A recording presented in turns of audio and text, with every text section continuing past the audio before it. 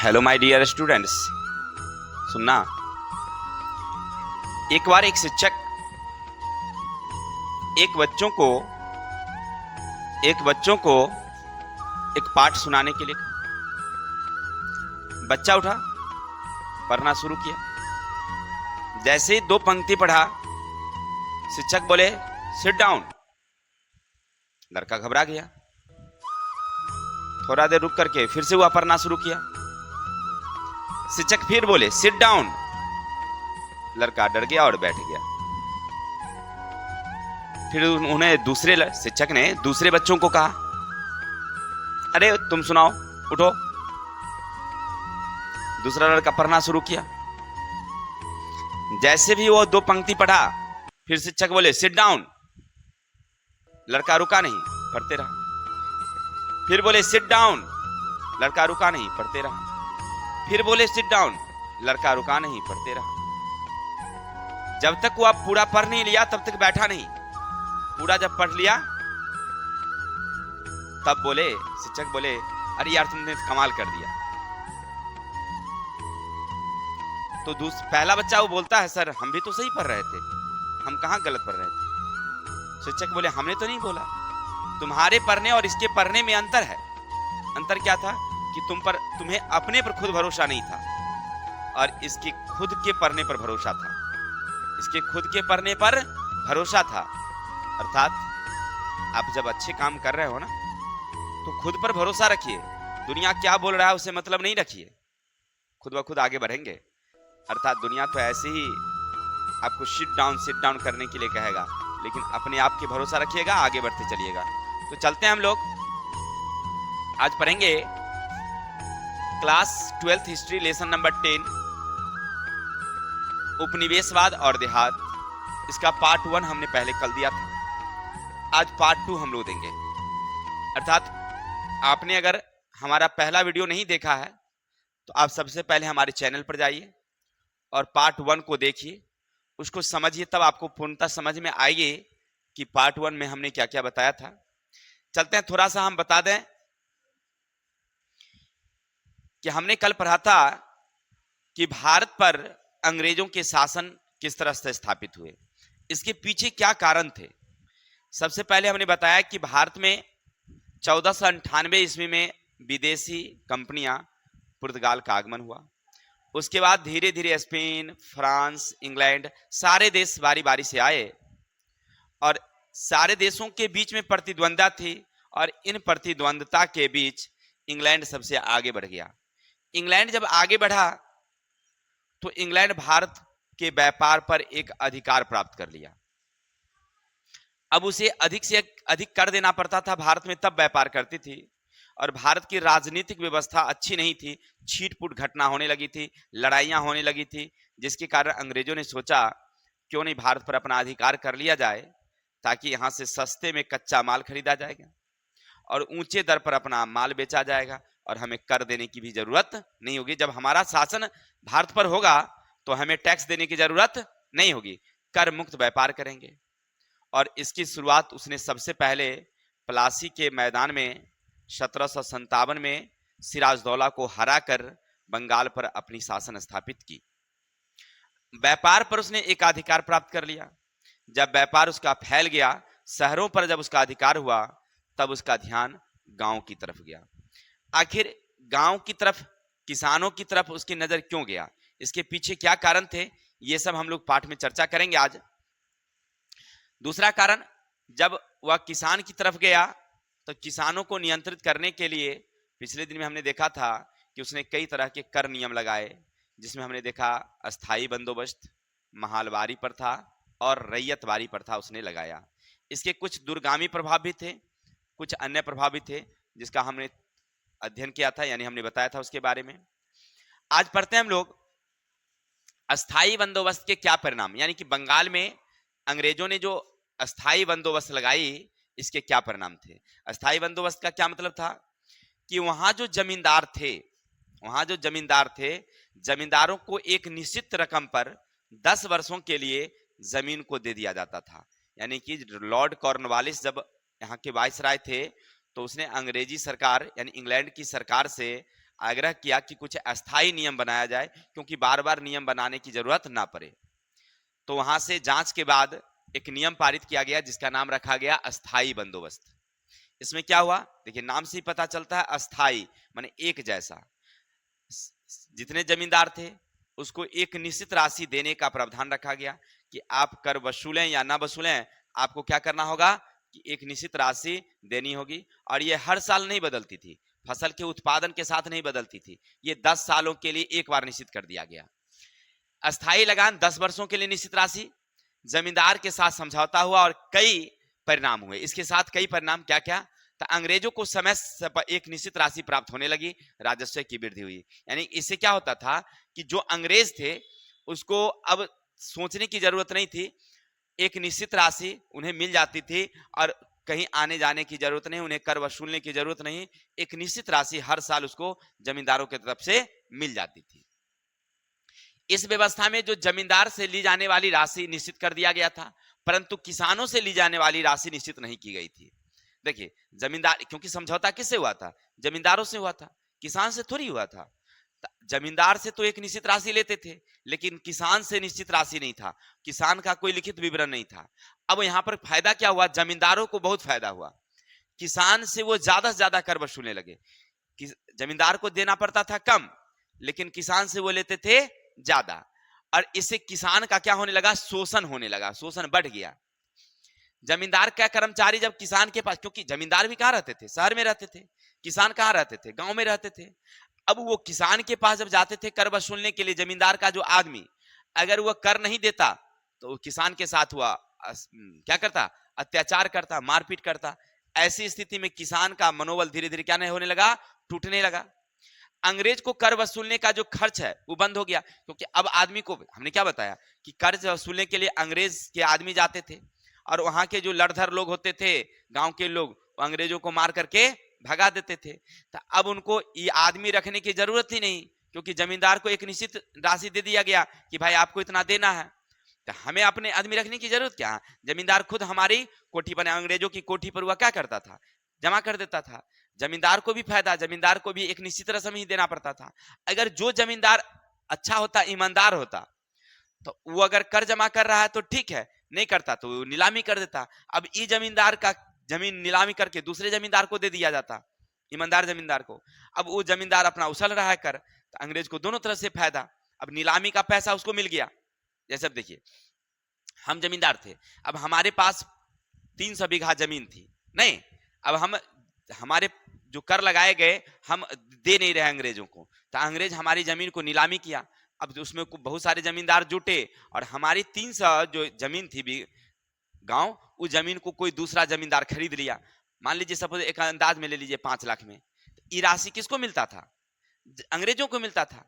और फिर उसके बाद वो कर भी वहां से मिलने लगा, एक तो राशि भी मिला, ऊपर से कर भी मिल रहा था। अब तो इसीलिए अंग्रेजों को तो काफी फायदा था, इसलिए उन्हें अब खर्च करना बंद कर दिए, क्योंकि उनको कर्मचारी पर जो खर्च होगा, लेबर जो खर्च खटेगा, अब उनको देने की जरूरत नहीं।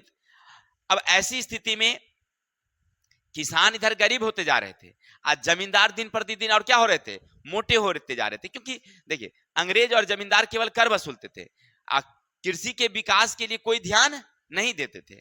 परिणाम उत्पादन कमने लगा, क्योंकि लोग, किसान जो है अब समझ गया कि हमारा विकास तो हो नहीं रहा है, खेती बाड़ी करते हैं, जमींदार ले लेता है या अंग्रेज उछल लेते हैं, तो हमारे पास अब है नहीं, किसान गरीब होने लगे, बाढ़ सूखा की स्थिति में भी उनको कर देना पड़ता था।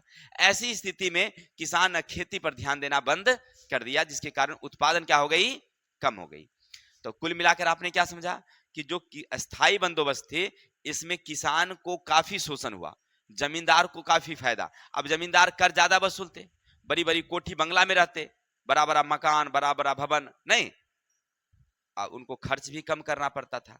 अगर मान लीजिए अगर जो किसान नहीं देते थे तो अंग्रेज की सेना होती थी, उसको लेकर के जमींदार का आदमी वहां पहुंच जाता था, वो आदमी को मारपीट करता था कि भाई कर देना है।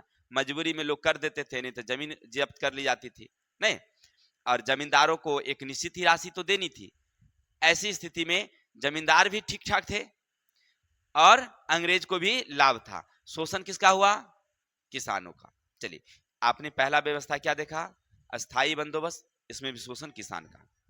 दूसरा हमारा था रैयतवारी, देखिए नाम से ही पता चल रहा है रैयत। रैयत किसको कहते हैं कि जमीन हमारी है, जमीन का मालिक हम हैं और आप उसमें रहते हैं या खेती बाड़ी करते हैं, तो इसको कहते हैं हम लोग रैयत कहते हैं। ठीक है, जमीन हमारी है और आप उस पर रहते हैं और खेती बाड़ी करते हैं। जमीन का मालिक आप नहीं है, जमीन का वास्तविक मालिक हम, केवल आप खेती करने का अधिकार आपको है। इसको कहा गया रैयतवारी। और यही व्यवस्था लागू किया गया कहां, तो जो मुंबई और मद्रास के प्रेसिडेंसी जगह थी, शहरी जगह, जहां या मान उसका जो भाग था, उन भागों पर ये किया गया। अब किसान का तो जमीन है नहीं, जमीन पहले था किसान का, लेकिन अंग्रेजों ने उसको क्या कर दिया, रैयत बना दिया। अब न किसान खेत बेच सकते हैं और न ही खरीद सकते हैं। बस उसका अधिकार क्या है, केवल खेती करो, उसका जो कर हो वो हमको दो, और वो भी कितना, तब 45 से 55%। एक मोटी हुआ नहीं। अब उत्पादन का आधा हिस्सा कौन ले लेता था, अंग्रेज ले लेता था। किसान को मिलता कितना था, बहुत ही कम मिलता था नहीं। तो इसीलिए अब किसान देखिए, अब न वो जमीन को बेच भी सकते हैं न खरीद सकता है कोई व्यक्ति, और इसका राशि का 45 से 55% कर के रूप में उसके जमा करना पड़ता था। उपज अगर अच्छा हो गया मान लीजिए, क्योंकि इसमें तो निश्चित नहीं था, तो निश्चित नहीं था, तो उपज जिस दिन अच्छा होता था तो उस दिन तो उनको ज्यादा देना पड़ता था कर। आज जब बाढ़ आ जाए या सूख आ जाए तो उससे कम नहीं होता था, 45% आपको लगवे करेगा।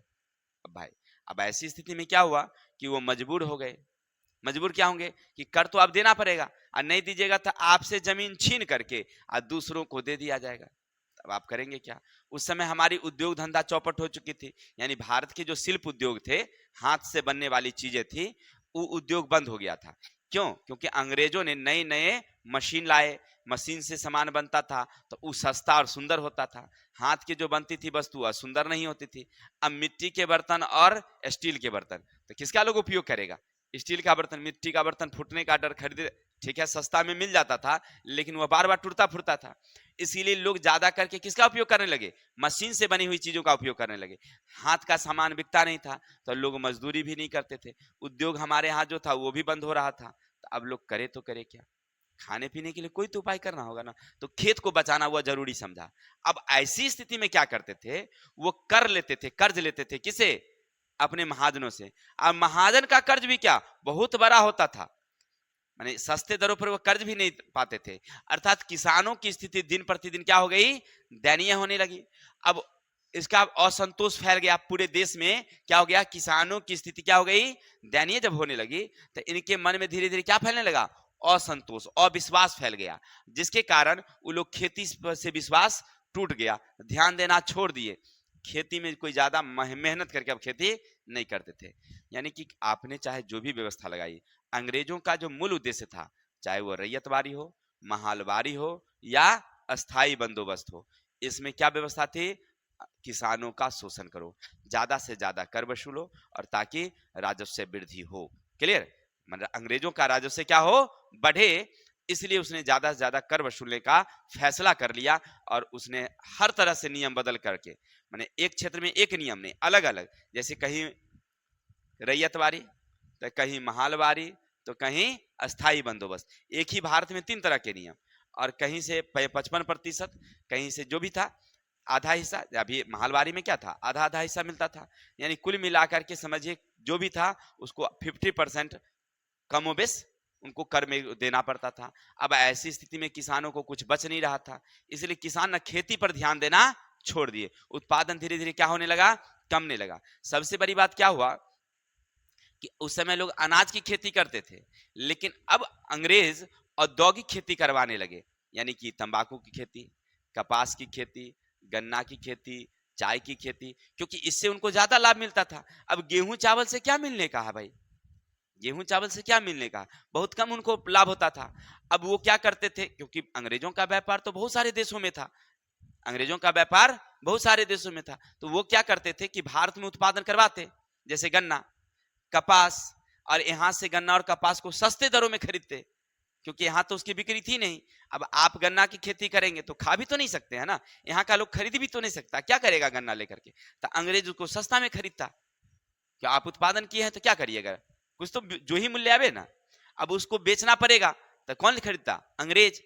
अंग्रेज को यहाँ से ले जाता अपने यहाँ, उसका चीनी तैयार करता, फिर वह भारत में भेजता, अमेरिका भेजता, अफ्रीका भेजता, जहां जहां उसका अधिकार था वहां भेजता था।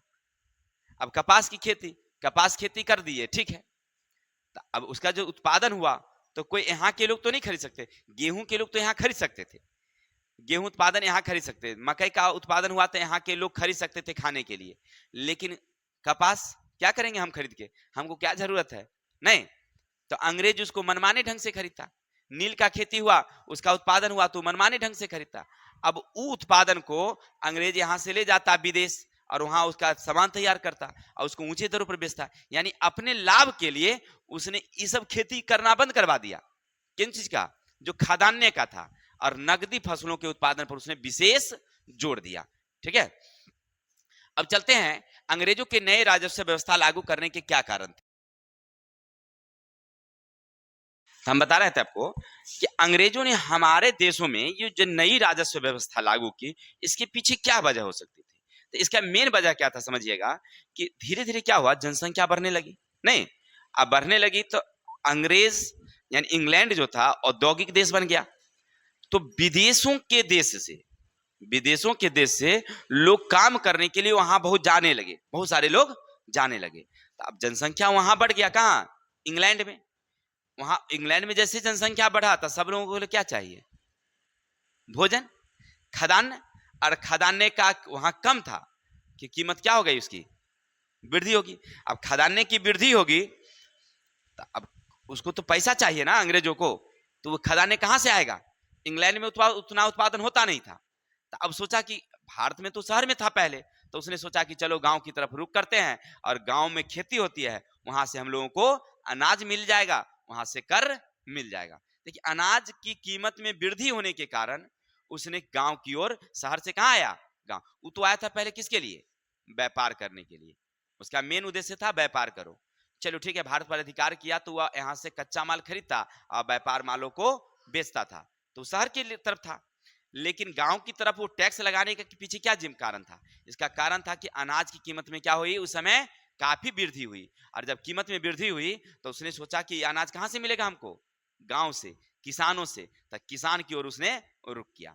सुनिएगा, 18वीं शताब्दी में कृषि उत्पादन के मूल्य क्या हो गए, काफी बढ़ गए। जैसे उसके मूल्य में अधिक वृद्धि हुई तो समाज में लाभ की प्राप्ति के लिए, माने अधिक लाभ की प्राप्ति के लिए उसने, भारत के कृषि प्रधान देश था उस समय, ज्यादा करके मिल सकता था कहाँ, राजस्व, इसलिए उसने क्या किया, एक नीति बनाई और राजस्व की मांग शुरू की अस्थायी बंदोबस्त से। यानी कि कुल मिलाकर क्यों ऐसे समझिए, ऐसे कि वह अस्थायी बंदोबस्त क्यों लगाया, राजस्व की वृद्धि के लिए, कि गांव है, गांव में ज्यादा करके उत्पादन होती है, वहां हम जाएंगे तो हमको ज्यादा क्या मिलेगा, अनाज मिलेगा, और वहां पर हम लोग कर लगाएंगे तो हमें ज्यादा से ज्यादा लाभ मिलेगा। चलिए, और इसके आय में कोई उसका जिम्मेवार भी नहीं था, माने कोई उसका दावा भी नहीं कर सकता था, यानी कि जब वो कर लगाएंगे तो जो जोतदार थे या जो क्या कहते हैं इसको हम लोग, जमींदार, वो सब भी इस पर दावा नहीं कर सकता था, क्योंकि सबको तो वो जीत रखा था, राजा को ही जीत लिया तो जमींदार और जोतदार क्या करता था, सब पर कर लगा दिया, तो कोई उसको बोल भी नहीं सकता था, कोई इसका हिस्सेदार भी नहीं था। इसलिए अंग्रेजों ने अपनी अस्थाई बंदोबस्त, या अस्थाई बंदोबस्त क्या, कोई भी पर था, चाहे महलवारी हो या रैयतवारी, सब लगाया। इस व्यवस्था लगाने में अंग्रेजों ने एक भूल कर दी, किसान का शोषण बढ़ गया। देखिए, उनको नियम लगाए, लेकिन नियम लगाने से उनमें एक कमी कर दिया कि किसान का जो लगान था वो निश्चित नहीं किए थे, जमींदारों का लगान निश्चित कर दिया था, आज किसान का लगान निश्चित नहीं। तो जमींदार क्या करते थे, ज्यादा ज्यादा कर वसूलते थे, तो शोषण किसका हुआ, किसान का हुआ हर स्थिति में। अब आप किसे कर ले रहे थे, किसान से। अनाज कौन उत्पादन कर रहा था, किसान। किसाने की भलाई की आपने सोच भी नहीं किया, तो धीरे धीरे लोग किसान जो है उत्पादन करना क्या कर दिया, बंद कर दिया। अच्छा उत्पादन होगा तब ना आपको अच्छा लाभ होगा भाई, अब उत्पादन ही हम नहीं करेंगे, जाओ जो ही होगा ऐसे उमरिए रहे हैं, कितनो बाप बाप करके खटेंगे, कितनो उत्पादन होगा तो आधा ले जाएगा, नहीं तो खटने से हमको कौन फायदा, जहां अच्छा अगर होगा तो और ज्यादा ले लेता है, तो हमको क्या जरूरत है, जितना होगा उसी में तुम भी लो हम भी खाएंगे क्या। माने उनको अधिक इच्छा नहीं थी, जमीन खरीद भी नहीं सकते थे और बेच भी नहीं सकते थे। अब मान लीजिए हमारे पास ज्यादा अगर धन भी हो भी गया, मान लीजिए उत्पादन करने से, तो वो पैसा का हम सोचेंगे कि हमारा जमीन हो जाए, और तो जमीन खरीद कहां सकते थे, किसी को बेचने का अधिकार कहां था, आप खरीद भी नहीं सकते थे, तो हम पैसा लेके करेंगे क्या? नहीं। यानी कहने का अर्थ था कुल मिलाकर के किसान को चारों तरफ से शोषण किया गया था, इसीलिए उन लोगों की ना क्या हो गई, मतलब कृषि छोड़ने लगे और जमींदारों ने बड़े बड़े बंगले में रहने लगे, उनकी आय बढ़ गई थी। चलिए, अब इंग्लैंड में ईस्ट इंडिया कंपनी की आलोचना हुई। अब क्या होता सुनिएगा। अभी आपने क्या पढ़ा था कि हमारे भारत पर सबसे पहले किसने अधिकार किया? ईस्ट इंडिया कंपनी ने किया था, ठीक है ना, सरकार ने नहीं किया था। अब कहेगा सर जी हम समझ नहीं रहे ईस्ट इंडिया कंपनी क्या है। देखिए, जैसे अभी हमने पिछले दिन बताया कि यहां से माने इंग्लैंड से बहुत सारे व्यापारी आए व्यापार करने के लिए, एक दो व्यापारी नहीं आए। जैसे मान लीजिए हम यहाँ से गए व्यापार करने के लिए, हमारा भाई भी गया व्यापार करने के लिए, हमारे मोहल्ले के जितने व्यापारी हैं सब देखा कि अरे भाई राकेश सर जी तो वहाँ से भारत से बहुत कमा रहे हैं, तो चलिए वहीं हम लोग काम करने के लिए। नहीं, तो ऐसा देखा देखी करके हमारे गांव से 50 आदमी पहुंच गया कहाँ? इंग्लैंड। फिर मान लीजिए इसी तरह से दूसरे गांव से, फिर तीसरे गांव से, नहीं यानी पूरा इंग्लैंड से बहुत सारे व्यापारी कहाँ आ गए? भारत आ गए।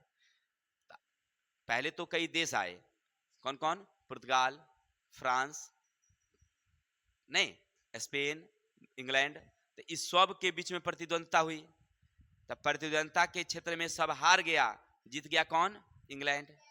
अब इंग्लैंड के जो आपस में व्यापारी थे वो आपस में लड़ने लगे।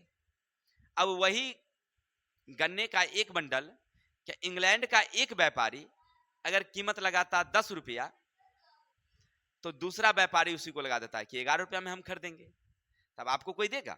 नहीं देगा। अब कोई आता कि हम 12 रुपया में ले लेंगे, अब उसको मिलता था, इसको नहीं मिलता था। अब लोग किसान जो है उसका इंतजार करते कि वो व्यापारी आएगा तो हम उसी को देंगे, आपको नहीं देंगे। अब वहां से क्या होता था कि जो सामान आती थी, वही कमीज का एक व्यापारी उसका कीमत रखता 8 रुपया, दूसरा कहता हम तो 7 रुपया में बेच देंगे, जाइए ना। नहीं, अब आपसे में इंग्लैंड वाले के बीच में क्या होने लगा था? प्रतिद्वंदता होने लगी थी। तो इससे बचने के लिए इंग्लैंड की सरकार ने एक कंपनी को जिम्मेवारी दे दी थी कि आप एकाधिकार प्राप्त हो गया कि आप जाइए इंग्लैंड से व्यापार करवाइए। कहाँ? भारत में। एक वहां की एक बड़ी कंपनी थी जिसका नाम था ईस्ट इंडिया कंपनी। 1600 ईस्वी में उसको व्यापार का एक अधिकार दिया कि आप व्यापार कीजिए, यानी सारे चीजों का कीमत निश्चित कर दिया गया। वो कंपनी वहां से मोहर लगा के भेजती थी कि भाई आप इससे कम में नहीं बेचेंगे, यानी हम आप बेच करके आएंगे ना ये कमीज को मान लीजिए भारत से, तो आप कितनों में बेचिए उसे हमको मतलब नहीं है, हम आपको 10 रुपया ही इस कीमत देंगे आपको, ठीक है। अगर कम में बेचिएगा तो आपको घाटा लगेगा। मान लीजिए हम व्यापार करने के लिए वहां से ये कमीज 100 लेके निकले, ठीक है, अब भारत में आकर के बेचे, क्लियर। तो इंग्लैंड की सरकार हमसे 100 कमीज का पहले 10 रुपया के जोड़ के 1000 ले लिया। अब हम उसको 8 रुपए में आके बेच दें तो उसे उसको क्या जरूरत है? क्या घाटा लगेगा? तो घाटा लगा तो हमको लगा, कंपनी को थोड़ी लगा। कंपनी तो 10 रुपए से जोड़ के बेच दिया। यहां से जो बंडल जाता था गांठ, तो वो वहां निश्चित था कि आप गन्ना का बंडल लाएंगे, अगर उसका वजन 40 केजी है तो आपको 10 रुपया मिलेगा। आप उसको अब 6 रुपया में खरीद के लाइए, चाहे 15 रुपया में खरीद के लाइए, तो खरीदने वाली कंपनी अब सोच लिया कि इंग्लैंड में कितना बिकेगा, वहां पर गेटवे पर हमको कितना पास मिलेगा? 10 रुपया का। हम यहाँ से अगर 12 रुपया में खरीद के ले जाएंगे तो हमको घाटे लगेगा। अब ये निश्चित हो गया, यानी सब वस्तु पर कीमत बेचने और खरीदने पर निश्चित कर दिया कौन? East India company. उसके बहुत सारे व्यापारी थे, ठीक है, उसी के अंतर्गत आता था व्यापार करने के लिए। लेकिन जब यहाँ के कौन गए? रैयत और यहाँ के जब जमींदार गए कहां? इंग्लैंड के सरकार के पास, जो हमने कल बताया, और वहां पर क्या किया? शिकायत किया। किसका? कि आपकी जो कंपनी है ना ईस्ट इंडिया कंपनी, वह हम लोगों के साथ जातियां करती है, हम लोगों को साथ मतलब तरह तरह का कर लगा रही है। तो इस बात को लेकर के ना पूरे इंग्लैंड में सरकार और साथ साथ में ईस्ट इंडिया कंपनी की आलोचना होने लगी, माने शिकायत। शिकायत क्यों? क्योंकि अभी एक व्यक्ति को व्यापार करने का अधिकार था, इंग्लैंड के एक कंपनी को व्यापार करने का अधिकार था। लेकिन क्या इंग्लैंड में एक ही कंपनी थी? नहीं, बहुत सारी कंपनियां थी। वो फिराक में थी कि हमको भी व्यापार करने का अधिकार मिले। वो भी चाहती थी कि हम भारत जाएं व्यापार करने के लिए, लेकिन सरकार उसको अधिकार नहीं दे रही थी, लाइसेंस जैसे मान लीजिए हम चाहते हैं कि अभी हम यहाँ की कंपनी है, भारत की कंपनी, तो हम चाहते हैं कि हम कहाँ व्यापार करें, चीन में करें। हम चाहते हैं कि हम अमेरिका में व्यापार करें, तो हमको भारत सरकार लाइसेंस देगी तब ना हमारी जहाज खुलेगी यहाँ से। तो जहाज खुलने का अधिकार ही नहीं हमको दे रही है, तब कैसे जाएंगे व्यापार करने। अब इसको दे रखा है किसको, धीरू भाई अंबानी को दे, यानी मुकेश अंबानी को दे रखा है, क्या है, अडानी को दे रखा है। तो वो लोग व्यापार करने के लिए जाता है, लेकिन हमको नहीं मिला तो हम नहीं जा रहे हैं। तो हम फिराक में थे किसके, कि हम भी व्यापार करने के लिए जाएं। तो वहां पर क्या हुआ, जब इंग्लैंड में लोग शिकायत करने के लिए गए, रैयत और जमींदार जब गए, तो उन लोगों का ना आलोचना होने लगी। वहां पर लोग शिकायत करने लगे ईस्ट इंडिया कंपनी की, कि भाई ये लोग ना वहां पर जाकर के भारत में जो है व्यापार को ना एकदम खराब कर रहा है, वहां के लोगों के साथ मतलब मारपीट, टैक्स ज्यादा वसूल रहा है, कर ज्यादा ले रहा है, जिसके कारण धीरे धीरे हो सकता है कि भारत से व्यापार हमारा खत्म हो जाएगा। ठीक है ना।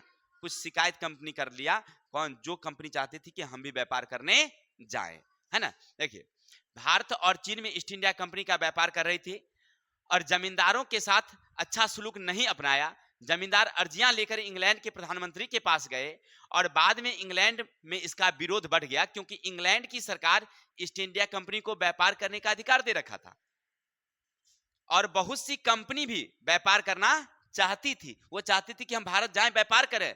कुछ अन्य कंपनी जो भारत में व्यापार में रुचि ले रहे थे, वो उद्योगपति भारत व्यापार सभी को खुलवाने की मांग कर रहे थे। यानी इंग्लैंड सरकार की मैंने आग्रह किया, इंग्लैंड सरकार से मांग किया कि भारत और इंग्लैंड के व्यापार का जो काम है वह सब कंपनियों के लिए खोल दिया जाए। यानी हम लोग भी व्यापार करना चाहते हैं, हमें भी अधिकार मिले, लेकिन ईस्ट इंडिया कंपनी को ही मिला। ठीक है ना। अंत में कंपनी की कुशलता का विरोध सभी जगह होने लगी। यानी सरकार को लोग विरोध किया, जैसे अपनी इंग्लैंड की माने अपने भारत की सरकार है, तो हम भी सरकार का विरोध करेंगे, नहीं करेंगे कि भाई हमको क्यों नहीं। जैसे बहुत सारी अभी करता है, पूछता है कि भाई आप लोग अडानियों को काहे सब कुछ दे रहे हैं और अंबानी को ही काहे दे रहे हैं, हम लोगों को क्यों नहीं दे रहे हैं। नहीं, चलिए अब चलेंगे आगे, हम लोग पढ़ेंगे अंग्रेजों का जंगल में प्रवेश क्यों हुआ।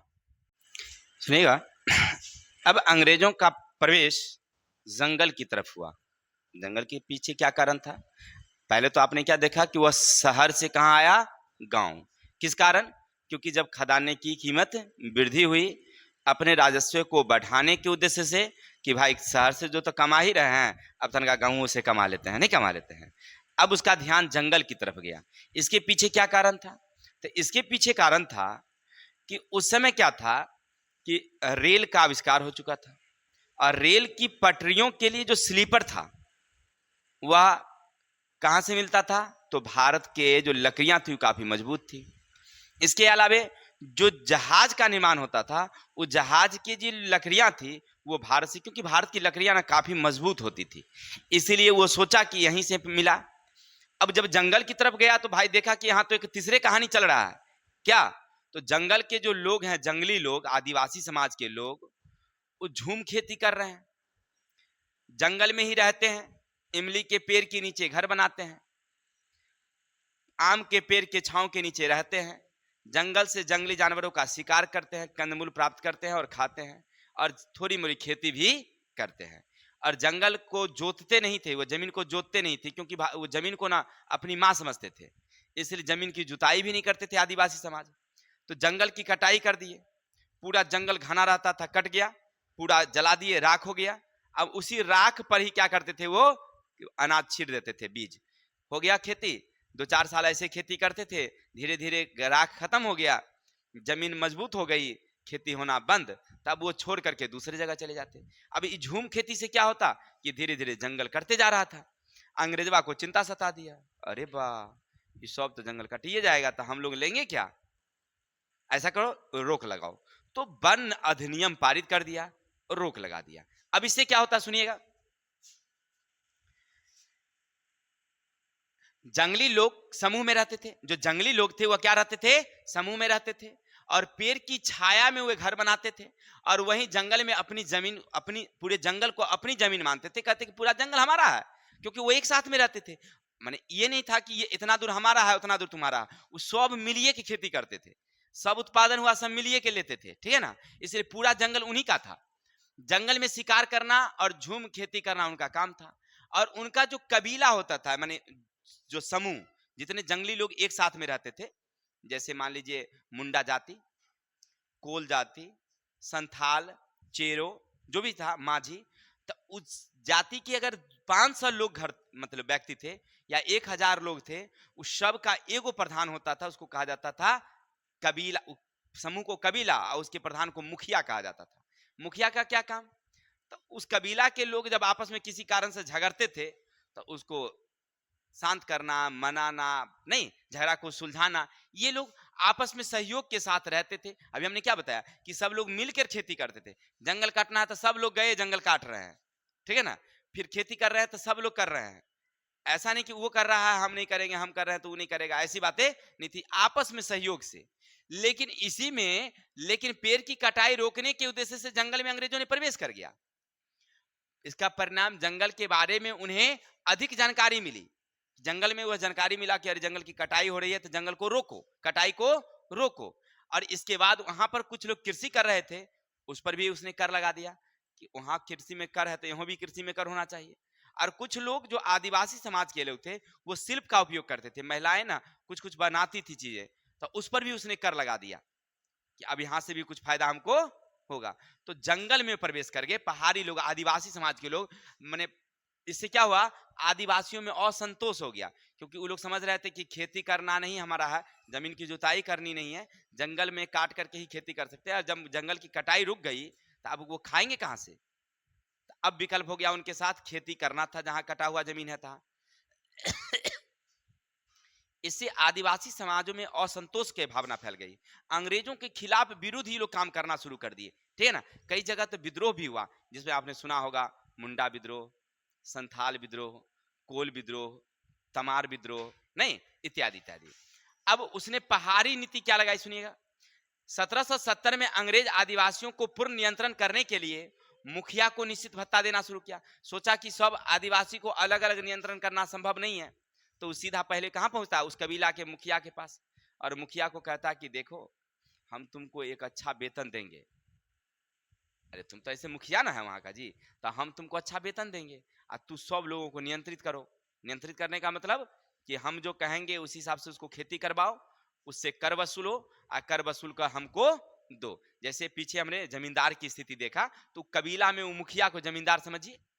अब उसको कहा कि सबसे खेती करवाओ, जंगल कटवाना बंद, उस जो खेती करेगा उससे जो कर होगा उसलेगा तुम जो, वो हमको ला करके तुम देना, और उसके बदले में तुमको हम क्या देंगे, तो तुमको हम एगो वेतन दे देंगे। तो कुछ मुखिया तो लोभी होते थे, लोभी उसमें फंस जाते थे बस। अब किसको कहते थे, अपने लोगों को, अपने आदमियों को कहता कि तुम इस तरह से काम करो, तो वो लोग समझ गया कि ये मुखिया मिल गया अंग्रेजवा से, बाबा। उसको समझने लगा, क्या समझने लगा इसको, कि अंग्रेज का ही आदमी हो गया है। अब मुखिया का ही विरोध करना शुरू कर दिए, उसी को मार देता था लोग कि अरे भाई ये तो हमारा आदमी, किससे मिल गया, अंग्रेज से मिल गया, इसी को मार दो। नहीं, तो इस तरह से मुखिया का विरोध वहां बढ़ गया। चलिए जो भी था, और मुखिया की शक्ति धीरे धीरे क्या होने लगी, समाप्त। क्योंकि अब देखिए, आप पर विश्वास रहेगा, आपके साथ जनता रहेगा तब ना आप मुखिया, और जनते आपके साथ नहीं है तो आप कौन सी का मुखिया, ठीक है। चलिए, तो आपने क्या देखा कि किसान असंतोष, जमींदार असंतोष, इधर आदिवासी असंतोष, किससे, अंग्रेजों से। धीरे धीरे असंतोष का कारण बढ़ने लगा, सब लोग असंतोष थे, और वही क्रांति आकर के फैल गई कब, तो 1857 में। 1857 में हम लोग सैनिक विद्रोह कहते हैं, अंग्रेज उसको क्या कहती है, सैनिक विद्रोह, लेकिन हम उसको कहते हैं भारत स्वतंत्रता संग्राम की पहली लड़ाई। क्या कहते हैं हम लोग, माने भारतीय इतिहासकार उसे कहते हैं स्वतंत्रता संग्राम की पहली लड़ाई, अंग्रेज कहता है उसको सैनिक विद्रोह। कहानी क्या है सुनिएगा। सब असंतोष में थे, सब लोग इससे विरोध में थे। हम जान रहे थे लाइन कटा। चलिए बाजी, तो हम लोग पढ़ रहे थे 1857 की क्रांति, यानी अंग्रेजों के जो कर कानून था उससे जमींदार परेशान, किसान परेशान, और आदिवासी समाज ये भी परेशान। ये धीरे धीरे तो असंतोष फैल ही रहा था, और छिटपुट घटना तो हो ही रही थी। लेकिन उस समय सैनिक भी असंतोष हो गए। सैनिक में क्या हो गया, असंतोष की भावना फैल गई। इसके पीछे कारण था कि पहला नंबर, कि हम भारतीयों सैनिक को समय से भोजन नहीं, समय से वेतन नहीं और कोई ऊंचा पद नहीं मिलता था। अगर हम योग्य भी थे तो हमको मिलता था नीचे का पद, और अंग्रेज कोई भी व्यक्ति होता जो अयोग्य होता था उसको ऊंचा पद मिलता था और वो हम पर हुकूमत चलाता था। इससे भी हम लोगों को असंतोष था। हम लोग मांग कर रहे थे कि भाई समानता का अधिकार दो, लेकिन अंग्रेज ही दे नहीं रहा था हमें। और उस समय नई कारतूस वाली घटना हुई कि अंग्रेजों ने नई राइफल चलाई थी। अब ये राइफल में जो कारतूस भरा जाता था उस पर चमड़े का एक खोला लगा रहता था जिसको दांत से तोड़ना पड़ता था। अब हम भारतीयों में ये फैल गया बात कि ये चर्बी जो है ये हमारे धर्म को भ्रष्ट करने के लिए, क्योंकि उस समय ईसाई धर्म का प्रचार अंग्रेज कर रहे थे। कुछ लोग ईसाई धर्म का प्रचार में तो ईसाई मान भी लिए, लेकिन कुछ भारतीय नहीं मान रहे थे। तो हम लोगों में ये हो गया भावना कि हम लोगों को ईसाई बनाने के उद्देश्य से हमारे धर्म को क्या कर रहा है, नष्ट कर रहा है।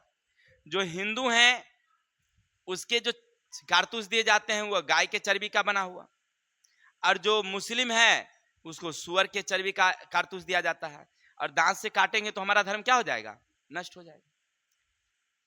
और कुछ ऐसी उस समय घटना घटी भी, जैसे एक पारसी दुकानदार था, उसको अंग्रेजों ने पकड़ लिया।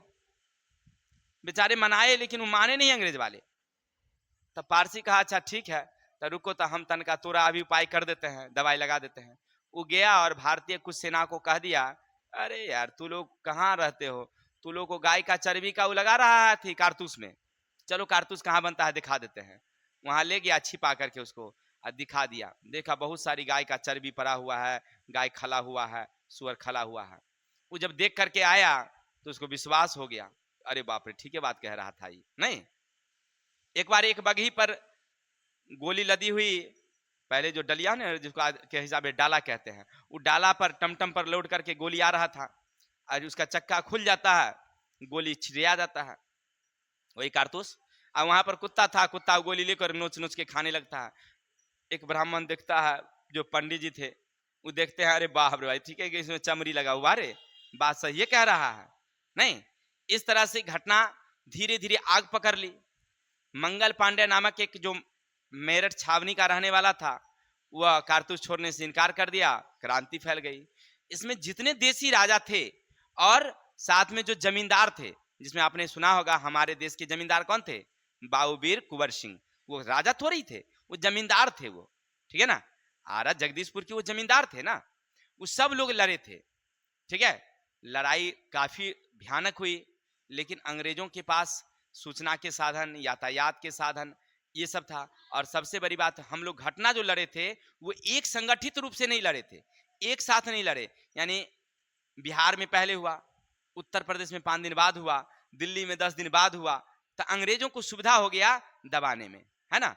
अंततः जो भी हुआ हम लोग उसको लड़े। अंग्रेजों को अब इतना लग गया कि भारतीयों को दबा करके अब शासन नहीं किया जा सकता है, तो उसने कानून व्यवस्था में सुधार करना शुरू किया, ठीक है ना। सैनिकों को, जो भारतीय सेना थी उसकी संख्या को उसने कम किया, अंग्रेजी सेना को बढ़ा दिया, ठीक है ना। समय से भोजन वेतन सब देना शुरू किया, कि वो सोच लिया कि अगर इस तरह से दबाएंगे तो हो ना हो अमेरिका जैसा भारत भी हमारे हाथ से निकल जाएगा, क्योंकि अमेरिका में वो हार गया था, तो उसके मन में भी डर था कि अमेरिका जैसा कहीं हमरा से भारत भी निकल गया तो उपनिवेश से वही भी खत्म हो जाएगा। इसलिए थोड़ा सा सुधार करना शुरू किया।